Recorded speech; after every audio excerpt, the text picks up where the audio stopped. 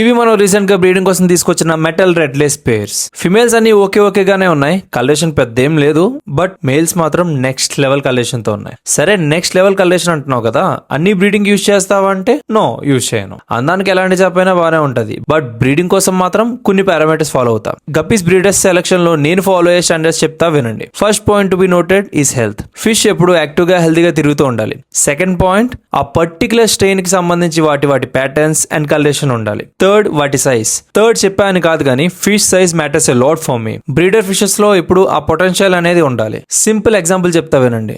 Solid గా complete colouration తో active గా ఉంటే వాటి నెక్స్ట్ జనరేషన్ చాలా హెల్తీగా వస్తాయి, కలర్స్ కూడా చాలా వైబ్రెంట్ గా వస్తాయి. And mainly a healthy solid female holds a lot of fish babies. 50 to 60 babies పుట్టే ఛాన్సెస్ కూడా ఉంటాయి, ఇంకా ఎక్కువ కూడా పుట్టచ్చు అనుకోండి. మనకు వచ్చిన వాటిలో ఫిమేల్స్ అన్ని బాగానే ఉన్నాయి, బట్ మేల్స్ లో మాత్రం ఈ రెండు వాటిని నేను సెలెక్ట్ చేశా. మీరే చూసుకోవచ్చు వాటి కలరేషన్ అండ్ వాటి యాక్టివ్నెస్ ఎంత బాగున్నాయో. సో బడీస్, దేంట్లోనే కాంప్రమైజ్ అవ్వండి, బట్ బ్రీడర్ సెలెక్షన్ లో మాత్రం అస్సలు కాంప్రమైజ్ అవ్వద్దు.